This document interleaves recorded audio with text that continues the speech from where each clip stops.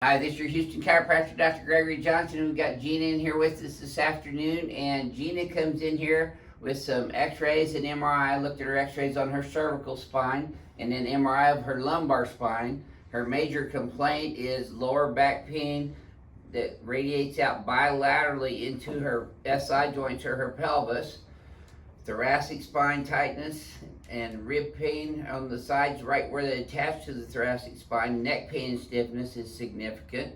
Bilateral hip pain is one of the worst things you complained about though, huh? Out in her hips, deep down from here all the way around to the front, right? Yes. And then she's had bilateral knee pain as well, which you said has been getting worse here recently, right? Yes. Mm-hmm.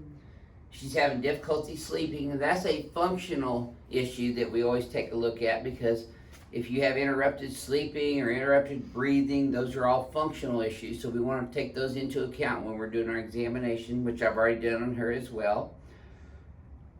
She doesn't have any bladder bowel dysfunction or no neurological indications that her spine is severely compromised. So I've done the evaluation on her, and we found subluxations in her sacroiliac joints, especially on this left side, lumbar spine bilaterally, thoracic spine and rib cage, and also up here in her cervical spine. So this is her very first adjustment here at Advanced Chiropractic Relief. She was adjusted last time back in 2019, right? Yes. Did they once. twist you on your side when they just popped your low back? Yes. Yeah. Did that help? It didn't for long. Okay. Temporary results. Yes. Okay, let's have you lay on your stomach here again. Face down in there. So I'll show you what I was talking about with her sacrum and her SI joints.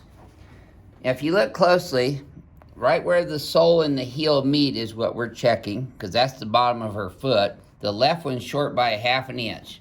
Now I bring her legs up. This is called a Deerfield Leg Check. You see how they got even? They stayed even? And that tightens up in your lower back, doesn't it, Gina? So that's positive positive Deerfield on the left side, because her short leg got even when I brought it up. That indicates left SI subluxation. She had pain in her lumbar spine when I brought her legs up. So that's a positive Knockless test. That's an orthopedic test as well that talks about subluxation dysfunction in her lumbar spine and her pelvis. And in palpation, she was tender on her pelvis there and here. She had a sacral deviation, the opposite of that, though. That was interesting. Go ahead and lift this right leg straight up. So that's as far as she can do on the right leg. Now relax that one. Do this side now. So this side, that's not about the same. A little harder on the right, you said, though, right? Yes. Mm-hmm. So it was more difficult for her to lift the right sacrum up, but her main issue is over here on this left SI joint. But I'm going to adjust both of them because she's got involvement on both sides. And then we're going to work all the way up her spine. So I'm going to start off with your pelvis here, Gina. And do your left SI first, since that's the short leg one. These be a little sore at first, Gina, just because they've been out for a while. There. This is the right one. And then the sacrum is a middle triangular shaped bone in the middle of the pelvis. I'm adjusting that straight superior to inferior, and also on the Z-axis. Now I'm going to move up into the lumbar. Wait, hold on. I'm going to show you an interesting little post test here. Now, I didn't adjust her lumbar spine yet. I just adjusted her SI joints and her sacrum. And looky there. It's exactly even now. See the difference? I bet you this doesn't tighten up as bad as that first one. No, it doesn't. Probably still does some, though. Yes. Okay, so the correction of her left SI subluxation made her legs even, and that lessened the Knockless test. But she still has some tightness on the Knockless test, so I'm going to adjust L5. Straight PA, yeah, these are going to be the sorest ones. L4, L3, L2. Atta girl, keep breathing. There you go. That's it. Crackhead's going to love you, Gina. I bet you this feels easier this time, though, but you tell me. It does. Imagine that.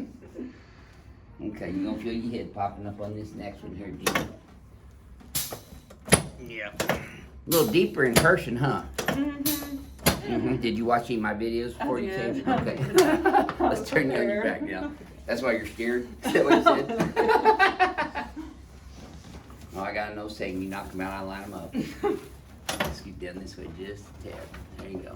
So I'm gonna bring your whole head up and over your thoracic spine. This will help you to get rid of that forward head posture that we talked about. Remember that in your x-rays and your exam? Put both arms out sideways, palms facing up. No, straight out sideways. Oh, That girl. Adjust your shoulders, your clavicles, your anterior ribs here. Perfect. You can relax your hands right there on your tummy. Let this right leg go in my hand here. There we go. Now you should have felt that from your knee, bad knee, all the way up to your bad hip. And that one too. You feel that one from your bad knee to your bad hip too? yes. Okay, let's set you up face toward there.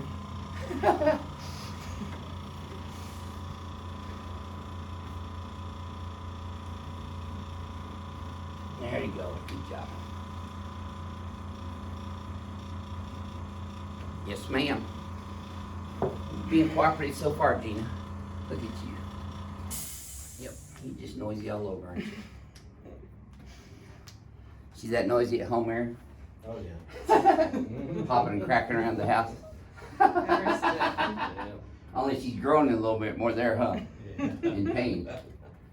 All right, let's come over to this table next, Gina. Now this is going to be Gina's very first spinal decompression adjustment on the y-axis called the ring dinger. So I'm going to have you lay on your back here, your butt right there, Gina. Head up that way, honey. Oh, that's what you There you said. go. That's all right. You're fine. Scoot down this way just a little bit. There you go. Okay, you're going to let your legs just relax. The table's going to lift them up. You can put these guys here. Yep. I'm going to pin your pelvis in with these big old pins so I get a good fulcrum to pull from. Well, you're the second lady today that's gotten in the last pins. Very few get the last pin. There you go. I'm putting the squeeze on you now. I'll get them out there as soon as I get done. Let me lift this up here. Let me just get this towel under your skull. I'm going to pull this off. There we go. Okay, now you can get back. So on this one, Jeannie, you want to keep your teeth together. Don't bite your tongue. Breathe through your nose. I want you to wiggle your right big toe. There it is. Right there. Oh, Yes, ma'am. Now you should have felt that go all the way down. Breathe deep in through your nose, out through your mouth. In through your nose, out through your mouth. You're still kicking your ass. Keep breathing. Deep breaths. Let me have you. I know I get a good adjustment when I feel some sweat on the back of the neck after that one. That's the sympathetic nervous system going into work. Good job. Keep breathing. You'll feel better when it quits hurting. All right. Sometimes we got to rip scar tissue and adhesions loosening around the joints and the disc and the nerves even. So it'd be a little sore for about 72 hours, kind of like if you went to the gym and worked out real hard for the first time and you hadn't worked out in a while, that'll get sore like that. Put some crushed ice in a little Ziploc freezer baggie right on the skin over wherever you're sore. Let me help you up. Sideways, bring your legs over. Yeah, you always want to try to get up sideways like that, by the way. Let's stand over here in front of the mirror now.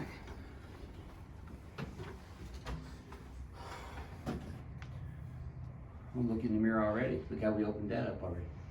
You didn't see that much space a minute ago, did you? See where your hands are now? There's your sides. See your head's back further too.